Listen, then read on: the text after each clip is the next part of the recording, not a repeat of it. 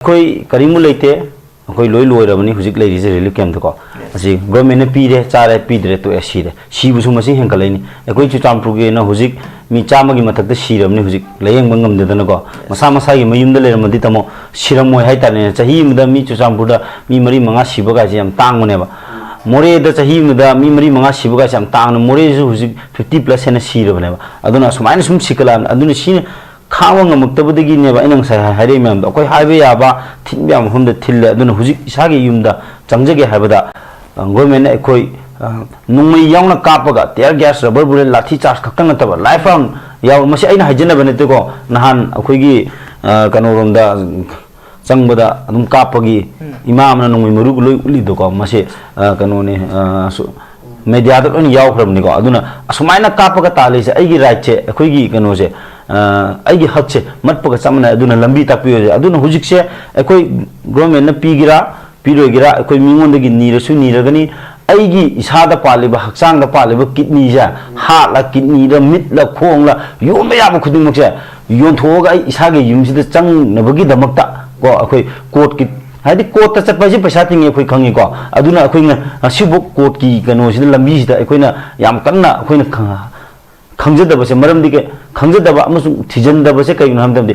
लेइतबगना मरम ओयगना मरमदि हुजिक हिंबगी लानफमनेबा चखावगी लानेबा खो हुजिक तौरजे अइगी फ्यूचर केम लेत्रमनिको अइगी इसागी इशुगी केम लेते मरमदि अइ लाइवलीहुड से पूरा मांगमने 40 50 इयर्स से अखोइ लोइ मांग अइ इसा चहि निफु हेले असिदैसिदा अइगी लाइवलीहुड से पूरा मांगरमि सिदा कमायना अइ इसादो हुजिक कनो तोंगमदिनो सुमायना अइगुम लिसिंग लिसिंग ने हुजिक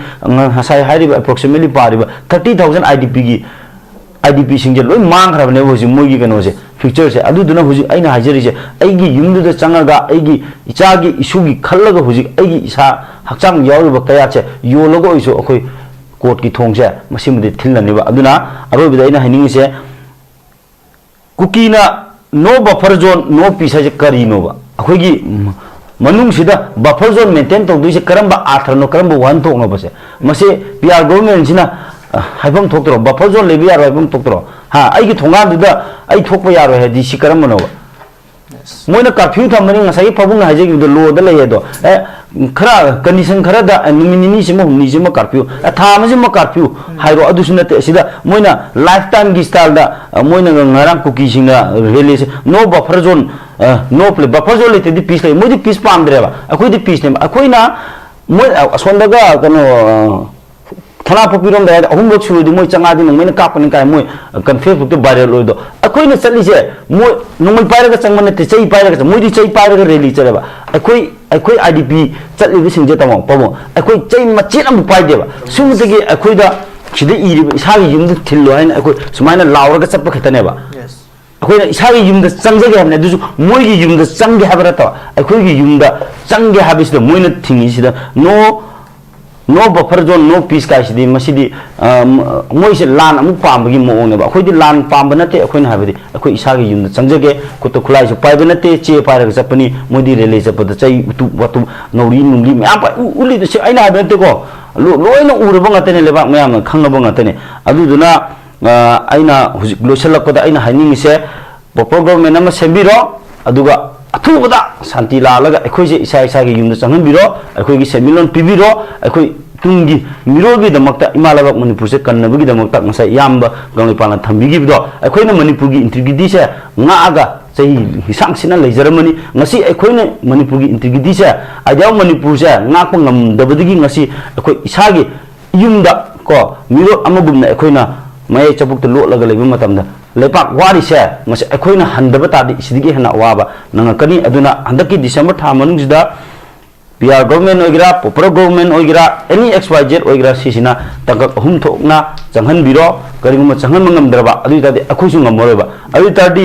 अखोइ ngमदबो तादि अइ ममांगदु थमजगरे ngमदबो तादि अइ ngasi तंपाकी लमसिदा अइ कनो ओइ हनो ओइदुने लमसि सिदुने बाइजे मरमदि अइ युमदि सि फंगदरमिन अइ मिगी लमदि सिबन मिगी लम हाइतारेनेको असिजे सेंगना मिगी लमदि सिरबनि अइजे लमसि सिरनेबा अदुना अइदि लमसि सिनिंगदेबा अइ तादि दिसंबर था मनुंगदा गवर्नमेंट ओइगे एनी कनान XYZ सिना अखोइगी साइसा युमदा हंजनलनबिरो कयुमा हंजनलनदरना अइ तादि हंदक अखोइ संगाइ फेस्टिवल संगिब एजिटेशन जे सिदिगे ना कनबा अखोइ मखन मखा के खोंजंग soidbi changchalakani maramdi ai aina ngasa hagido ai lamsi siroi ai isagi yumda sigani isagi pongna famda ai siba matamda ai thawai yawda hakchang ja sije ai isagi lamduda kano leron chalhangani haitare simtang se haiba tare karigi damakta ikoina isagi yumda hanjinjarage haibagi kholo isagi iramdam sida aigi lamda aigi yumda changjarage haimatamda kanana yadrino karigi da kamaina sigi jifawi on kari free play haibagi matam okay thank you very topic sigi marilena sengna ikoina yumda hanjinjarage harise akoi khangba yabagi pangal se yauksalaktraba haitare hanbada maramdi chahi ani makhai yauksalakle hujikse lansina maram moiraga ado ekoi idp gi site gi ekoi gi grievances mayam ama ekoi mari lenaba authority da ekoi haidi paliba lenga ko igra opposition oigra any ekoi hujik paliba PR government oigra ekoi piba yaba pireba mase PR government siga ekoi ga yanabagi matungina ekoi gi periphery area se 2025 ki kano December tha phugi manungda tangkak ahum thokna changhangani habane moina sigi matungda more kangpokpi chuchanpur se March tha matungda lepkani habane khu changhanbi ado aikoina yamna nungai tabase hujik aikoi hoi harau kumai budi akoi macha macha lekai da kari da adum tawbo adum yawi ko adubu state government sina aikoi gi hujik santi leitriba sengna haragadi santi leiba habase aikoi hujik masagi mayum mai chaga relief camp da leiba mayam sina masagi ponamham lamdam du changaga tangdu leitana leiba matam du santi lakado baneba adun state government sina atamnana aikoi gi kano lebak se santi leire haina utnabagi damakta akoi moigi achievement am utnabagi damakta sangai festival pangthoraga aksidais tourism mayam ama koksandana adagi harau kumai isai nungai ga mayam tawbusida aikoi da pura aikoi lan ama baton to buga chamana gare haitare ne adui tardi akoinu hujik idp mayam sina hujik haijari sina tasengna lebak sida akoinu hujik pamise keno santi ne ba akoinu pamise resettlement ni national highway ani akoinu chatpa ngamdadana ngasi buk sahi ini makhai leri se masi ni je hangtok pi ba haibane ba adu national highway ani su hangtok pa ngamdari adu gi august ki subject to correction august ki tang nipan da akoi gi kano home minister Amit Shahana national highway ani je hangani haiba buk moi hang dar bane ba asi su ngamdringai marak sida plus aikoi gi resettlement gi plan se karim akoi December tha da tangka hum thokna changhangani haiba sisu karim aikoi da mit uda ba haitare periphery area gi asigi marak sida sangai festival to busda aikoi da yam thina thamoi songna nungai da ba haitare ado aikoi na pamjari je state government PR government sina santi leire hairabani na sangai festival pangthomni na aikoi yumda hanjanjarge haibane ba ado asidesida aikoina handak yumda hanjinjarage habisidi masi aigi right neba aikoi migi lamda chaluge habinate Brahma da chaluge habinate China da chaluge habinate Japan da chaluge habinate ba aikoi isagi iramdam ese Indian citizen ama oina haitare na ko aikoi aigi right to aigi yumda satke ba aigi right ne masi aigi yumda satke habdu moni thingba sa masi khwaidige labak thibuni plus amuka aikoi gi hujik periphery area da aikoina changba jaga aikoina changba yaba jaga sida hujik adu bokta aikoi changan da base moina asidai tear gas rubber bullet adigi even nongmai life round bokta kapaga aikoi talakpa so open idp mayam manangan masa masisu aikoi idp gi maikei digi yam akan momong da aikoi hujik paliba kanu PR government da aikoi na condemn tawi aduna aikoi gi hujik aikoi gi phire bhaibu hujik idp singi phire babu sangai festival moina namna pangthokare aikoi tang date 20 degi hongna aikoi agitation adum tang date 30 bo agitation pangthok tuna lai aduga sangai festival se moina tawgodore haibase akoi mangjong nona akoi de information phangbadagi sangai festival tawdringai mangjong nona akoi already government appeal tawjakhra ba sangai festival je pangthok pigino haina aduna akoi na hujik akoi idp mayam na hujik akoi ngasi digi horaga akoi gi December thamang da tangkak ahum thongna moina periphery area da hongjanlangani haibase masi hongjan dibok akoi ngasi degi countdown hore uripok ka lamboi khongnang khongda akoi continuously asi 30 days akoi kano sit-in protest akoi alternatively akoi relief camp je sillaga dumaina phammaga ahanbada sumaina changkhangani haina thamjai moizai khoi gi huji leiri ba khoi gi isana tan nate hana governor na thajaba pikhiba khoi gi December 4 da tangka kahum thona khoi gi idp sing ꯑꯩꯈꯣꯏꯒꯤ ꯆꯨꯔꯆꯥꯟꯄꯨꯔ ꯑꯃꯗꯤ ꯀꯥꯡꯄꯣꯛꯄꯤ ꯃꯣꯔꯦ ꯌꯥꯎꯗꯅ ꯍꯥꯏꯔꯤꯕ ꯑꯇꯣꯞꯄ ꯃꯐꯝꯁꯤꯡꯒꯤꯗꯤ ꯑꯩꯈꯣꯏ December ꯐꯥꯎꯗ ꯇꯥꯡꯀꯛ 3 ꯍꯟꯖꯤꯜꯍꯟꯒꯅꯤ ꯍꯥꯏꯕ ꯊꯥꯖꯈꯤꯕꯗꯨ ꯑꯇꯣꯞꯄꯤꯌꯨ ꯍꯥꯏꯕꯅꯤ ꯐꯖꯕ ꯋꯥꯐꯝꯅꯤ ꯃꯈꯥ ꯇꯥꯅꯕꯗ ꯂꯥꯛꯆꯒꯦ ꯑꯩꯈꯣꯏꯒꯤ ꯍꯧꯖꯤꯛꯁꯤ IDPꯁꯤꯡꯅ ꯀꯔꯤꯒꯤꯗꯃꯛꯇ ꯑꯁꯤꯒꯨꯝꯕ ꯑꯩꯈꯣꯏꯒꯤ ꯒꯣꯔꯃꯦꯟꯅ ꯇꯣꯉꯥꯟ ꯇꯣꯉꯥꯟꯕ ꯈꯨꯗꯣꯡꯆꯥꯕ ꯀꯌꯥ ꯃꯔꯨꯝ ꯄꯤꯔꯤ ꯃꯈꯣꯏꯒꯤ ꯂꯥꯏꯐ ꯍꯤꯡꯕ ꯌꯥꯅꯅꯕ ꯅꯣꯡꯃꯒꯤ ꯄꯤꯐꯝ ꯊꯣꯛꯄ ꯄꯤꯔꯤ ꯃꯈꯣꯏꯕꯨ ꯂꯩꯐꯝ ꯄꯤꯔꯤ ꯒꯣꯔꯃꯦꯟꯒꯤ ꯂꯧꯈꯠꯐꯝ ꯊꯣꯛꯄꯁꯤꯡ ꯂꯧꯈꯠꯂꯤ ꯍꯥꯏꯔꯕ ꯐꯥꯎꯕꯗ ꯀꯔꯤꯒꯤꯗꯃꯛꯇ ꯑꯁꯤꯒꯨꯝꯕ ꯑꯩꯈꯣꯏ ꯌꯨꯝꯗ ꯑꯣꯏꯅ ꯍꯟꯖꯤꯟꯖꯔꯒꯦ ꯍꯥꯏꯕ ꯋꯥꯐꯝ ꯑꯃ ꯊꯣꯛꯂꯛꯂꯤꯕꯅꯣ ꯑꯗꯨꯒ ꯁꯤꯒꯨꯝꯕ ꯃꯔꯛꯁꯤꯗ ꯑꯩꯈꯣꯏꯒꯤ ꯄꯣꯂꯤꯇꯤꯀꯦꯜ ꯄꯥꯔꯇꯤꯁꯤꯡꯅ ꯈꯨꯗꯣꯡꯆꯥꯕ ꯂꯧꯕ ꯍꯥꯏꯕ ꯇꯥꯔꯦ ꯇꯣꯉꯥꯟ ꯇꯣꯉꯥꯟꯕ ꯑꯦꯅꯤ ꯄꯣꯂꯤꯇꯤꯀꯦꯜ ꯄꯥꯔꯇꯤꯁꯤꯡꯁꯤꯅ ꯃꯈꯣꯏꯒ ꯅꯛꯅꯅ ꯆꯠꯃꯤꯟꯅꯕ ꯁꯥꯕ ꯑꯗꯨꯒ IDPꯁꯤꯡꯕꯨ ꯅꯨꯡꯁꯤꯕ ꯁꯥꯕꯒꯤ ꯋꯥꯐꯝꯁꯤꯡ ꯑꯗꯨꯝ ꯇꯠꯇꯅ ꯐꯣꯡꯗꯣꯛꯄꯤꯔꯤ ꯍꯥꯏꯕ ꯇꯥꯔꯦ ꯊꯃꯣꯏ ꯁꯦꯡꯅ ꯐꯣꯡꯗꯣꯛꯄꯤꯕꯗꯨꯅꯤ IDPꯁꯤꯡꯒꯤ ꯁꯥꯏꯠꯇꯒꯤ ꯄꯥꯝꯂꯤꯕꯅꯤ ꯑꯗꯨꯕꯨ ꯇꯧꯁꯤꯟꯅꯕ ꯈꯔꯁꯨ ꯑꯗꯨꯃꯛ ꯃꯤꯌꯥꯝꯒꯤ ꯃꯃꯥꯡꯗ ꯎꯍꯜꯂꯤ ꯍꯥꯏꯕ ꯇꯥꯔꯦ ꯁꯤꯒꯨꯝꯕ ꯆꯠꯊꯔꯛꯏꯕ ꯊꯧꯑꯣꯡ ꯑꯗꯨꯒ ꯀꯔꯤꯒꯤꯗꯃꯛꯇ ꯁꯤꯒꯨꯝꯕ ꯑꯩꯈꯣꯏꯒꯤ ꯒꯣꯕꯔꯅꯔ ꯁꯥꯏꯠꯇꯒꯤ ꯊꯥꯖꯕꯁꯨ ꯄꯤꯔꯦ ꯑꯗꯨꯒ ꯃꯈꯣꯏꯒꯤ ꯂꯧꯈꯠꯐꯝ ꯊꯣꯛꯄ ꯊꯕꯛꯁꯤꯡꯗꯤ ꯑꯗꯨꯃꯛ ꯂꯧꯈꯠꯂꯤ ꯍꯥꯏꯅ ꯂꯩꯔꯕ ꯇꯥꯔꯒꯁꯨ ꯀꯔꯤꯗꯒꯤ ꯑꯩꯈꯣꯏ ꯏꯁꯥꯒꯤ ꯌꯨꯝꯗ ꯍꯟꯖꯤꯟꯖꯔꯒꯦ ꯍꯥꯏꯕ ꯋꯥꯐꯝꯁꯦ ꯃꯔꯨꯑꯣꯏꯅ ꯊꯣꯛꯂꯛꯂꯤꯕꯅꯣ ꯍꯥꯏꯕꯁꯦ ꯑꯍꯥꯟꯕꯗ ꯍꯧꯖꯤꯛꯀꯤ ꯄꯣꯂꯤꯇꯤꯀꯦꯜ ꯄꯥꯔꯇꯤꯒꯤꯗꯣ ꯑꯩꯒꯤ ꯃꯣꯠꯇ IDP ꯑꯃ ꯑꯣꯏꯅ ꯍꯥꯏꯇꯥꯔꯦꯅꯦꯀꯣ ꯍꯟꯗꯛ ꯆꯪꯁꯤꯜꯂꯤꯕ ꯈꯣꯡꯖꯪꯁꯤꯁꯨ ꯑꯩꯈꯣꯏ ꯆꯨꯔꯆꯥꯟꯄꯨꯔ ꯃꯥꯏꯀꯩ ꯈꯛꯇꯒꯤ ꯅꯠꯇꯦꯕ ꯆꯨꯔꯆꯥꯟꯄꯨꯔꯒꯤ ꯑꯣꯔꯒꯅꯥꯏꯖꯦꯁꯟ ꯁꯤꯚꯤꯜ ꯁꯣꯁꯥꯏꯇꯤ ꯑꯣꯔꯒꯅꯥꯏꯖꯦꯁꯟ 5나 ꯄꯨꯟꯕ ꯆꯨꯔꯆꯥꯟꯄꯨꯔ ꯃꯩꯇꯩ ꯌꯨꯅꯥꯏꯇꯦꯗ ꯀꯃꯤꯇꯤ ꯏꯝꯐꯥꯜ ꯏꯁꯀꯤ ꯗ ꯑꯦꯄꯦꯛꯁ ꯀꯃꯤꯇꯤ ꯑꯣꯐ ꯃꯩꯇꯩ ꯚꯤꯛꯇꯤꯝꯁ ꯍꯥꯏꯅ ꯃꯤꯡꯊꯣꯟꯕ ꯑꯩꯈꯣꯏ ꯈꯨꯟ 5ꯒꯤ ꯗꯣꯂꯥꯏ ꯊꯥꯕꯤ ꯁꯥꯗꯨ ꯌꯥꯡꯈꯨꯃꯥꯟ ꯃꯔꯦꯝꯄꯥꯠꯅ ꯆꯤꯡꯕ ꯈꯨꯟꯁꯤꯡ ꯑꯃꯗꯤ ꯀꯥꯡꯄꯣꯛꯄꯤ ꯃꯩꯇꯩ ꯌꯨꯅꯤꯌꯟ ꯃꯣꯔꯦꯒꯤ committee 2 MCM amadi Comac amadi Torbung GP victim committee yauraga aikoi Manipurda leiriba periphery area da leiriba plus periphery nataba more Chuchampur Kangpopi yauraga punna changhannabu khongdingneba ado sidaisda aina hainingse aikoi gi political party na IDP nungsiramgani habisidi ayi wakhanda leitre maramdi moina nungsirambo oiba taragadi thatne duda irang thomdabusu yayaba ilaina control to bangameba Chuchampurgi maitai kun tara taruksida leiriba Chuchampurgi security central force state force and army leiriba mayamsina loina koshalaga leibida irang siki muthoi haitare nako sidige na chawba irang aikogi ILP gi issue da moi Chuchampurda mi mapan sigibido adu thokte haitare nako yam laina control to weba ado CCD moina aikoi nungsiramadi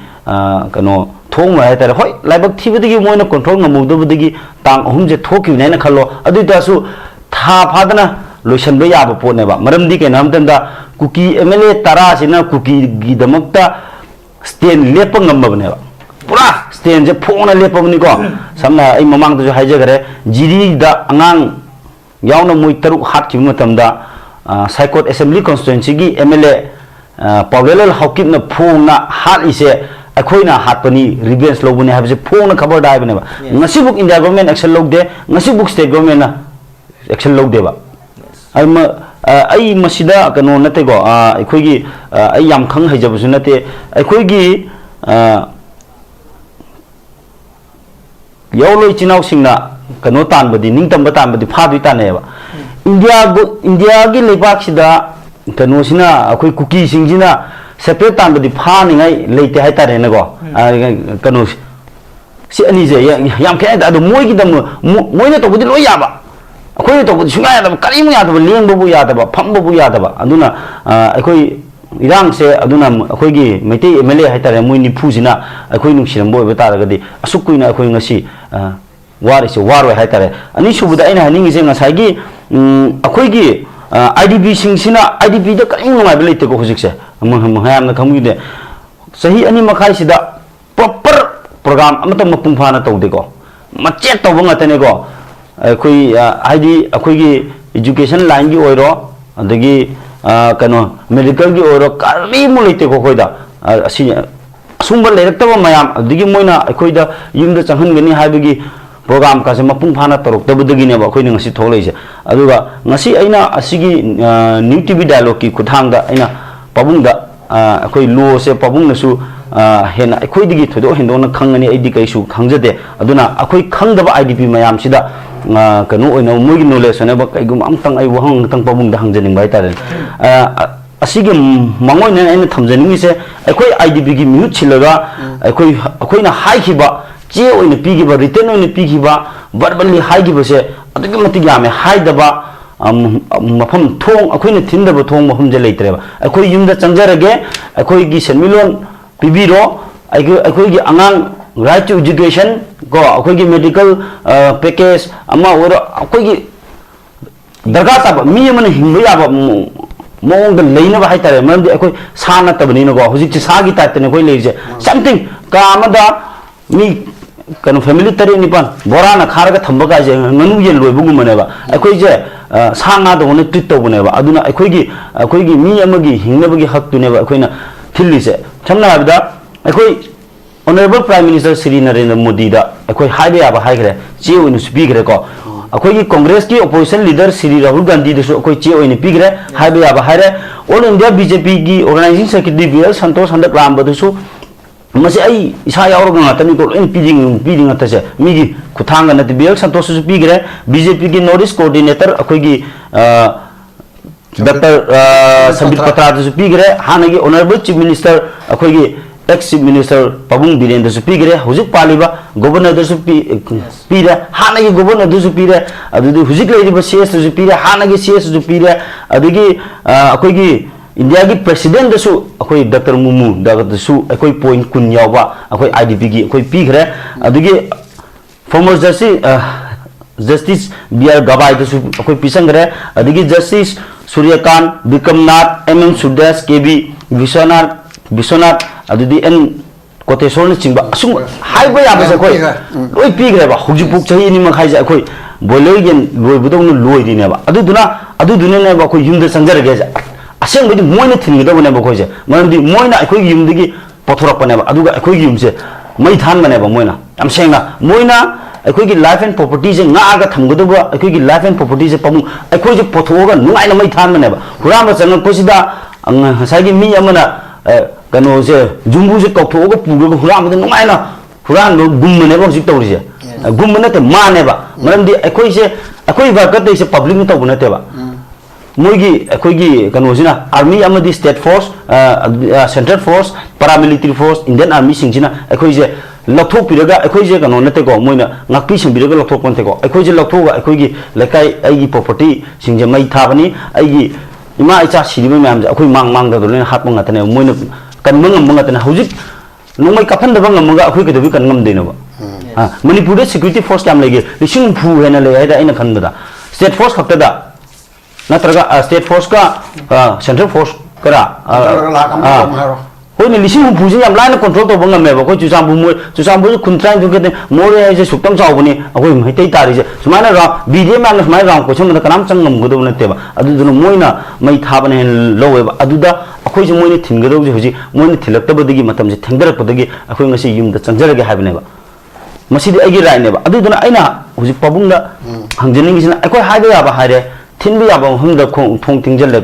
thinjin jare ado hoji akoi India ki citizen amo ina ai mi gi mapang gi lam da sat ke habsuna to isa gi yum du da una chang basu yari ba mahum du da chang ba yade haina state force na rubber bullet tear gas amadi life round kapaga akoi tan thore ise masi government gi mathakta akoi IDP amo oina personal oina akoi kari toba yage logi mateng asim tang pabungna lebak myam sida amadi IDP khangda bu udaba relief camp da leiribo myam se sida khitang thambiragadi akoi ju hona jage ba maramdi aigi punsi lambi se ai san hona jage ba hujik yadabagi akoi governor da akoi sida hujik leiriba akoi gi court ki thong sida akoi changba darkar leibra ado kari document darkar lei akoi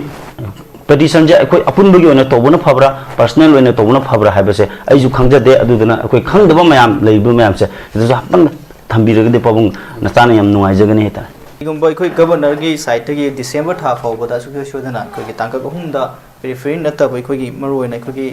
haidi bu mafam ahum Chuchanpur Kangpokpi more yaudana teisi phodi khoi December fawdan jinan ne haba wafum dune ado hoji phogyon de ma local lebu khongthang sing sida pening id oi de habani karigumba December tha se fawbada hairi ba mukoina thajab pikhi ba mafum sing sida hanjilan da bata ragadi idp sing gi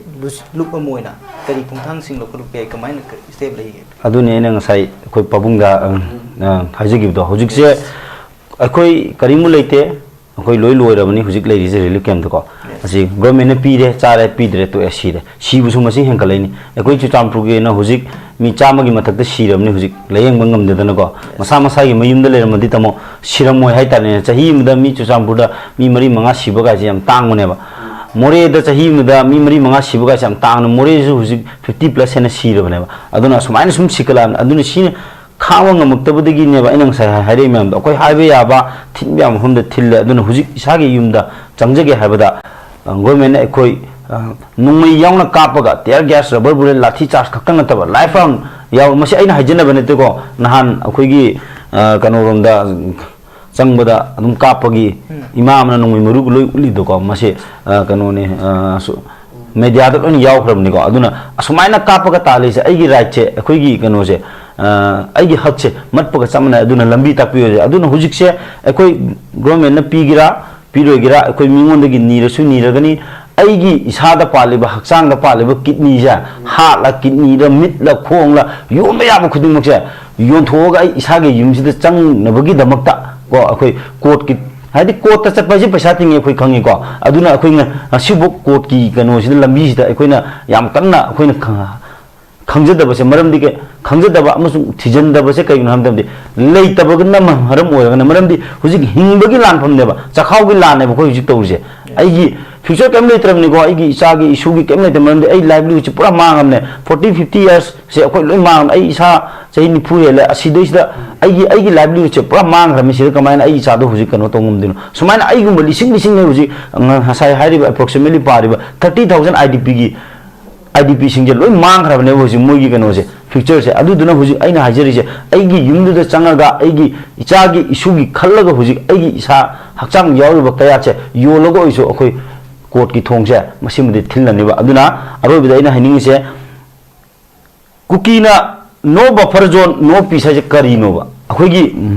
मनुंगसिदा buffer zone maintain तौदुइसे करंबा आथरनो करंबा वन थोंगनोबसे मसे PR government सिना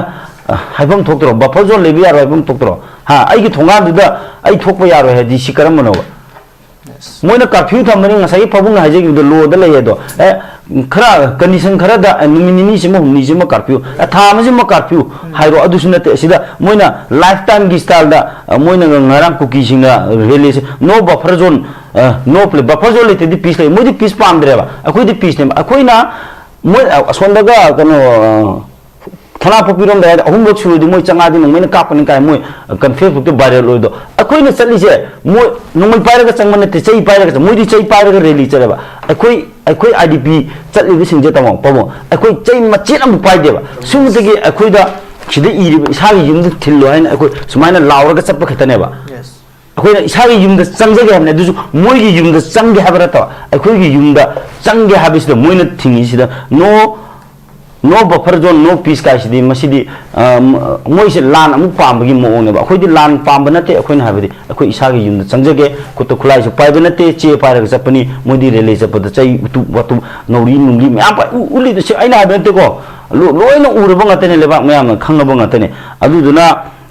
आइना हुजिक लोसलकदा आइना हाइनिंगिसे buffer government अमा सेंबिरो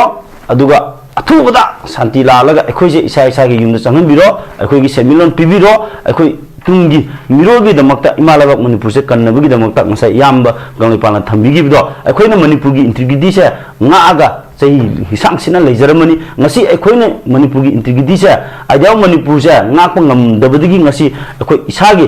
युमदा को मिरो अमगुमना अखोयना मय चपुक्ता लोटलगा लेबा मतमदा लेपाक वारी से मसे अखोयना हंदबा तादि सिदिगे हना वाबा नंगकनी अदुना हंदकी दिसंबर था मनुंगसिदा पीआर गवर्नमेंट ओइगरा पॉपुलर गवर्नमेंट ओइगरा एनी XYZ ओइगरा सिसिना तंगक अहुम थोकना चंगहनबिरो करिगुम चंगहन ngमद्रबा अदु तादि अखोयसु ngमरोबा अदु तादि अखोय ngमदबो तादि अइ ममांगु थमजगरे ngमदबो तादि अइ ngasi तंपाकी लमसिदा अइ कनो हनो ओइदुने लमसी सिदुने बाइजे मरमदि अइ युमदि सि फंगदरमिन अइ मिगी लमदि सिबन मिगी लम हाइतारेने को असिजे सेंगना मिगी लमदि सिरबनि अइजे लमसी सिरनेबा अदुना अइदि लमसी सिनिंगदेबा अइ तादि दिसंबर था मनुंगदा गवर्नमेंट ओइगे एनी कनान XYZ सिना अखोयगी साइसा युमदा हंजनलनबिरो कयुमा हंजनलनदरना अइ तादि हंदक अखोय संगाई फेस्टिवल संगिब एजिटेशन जे सिदिगे ना कनबा अखोय मखन मखा कयागी खोंजंग चंग सोइदबि चंगसलकनी मरमदि अइ अइना ngasa हाइगिदो अइ लमसी सिरोय अइ इसागी युमदा सिगनी इसागी पोंगनफमदा अइ सिबा मतमदा अइगी थवाय यावदो हक्चांगजे असिजे अइगी इसागी लमदुदा कनो लेरोन चलहनगनी हाइतारे सिमतंग अरोब थमजे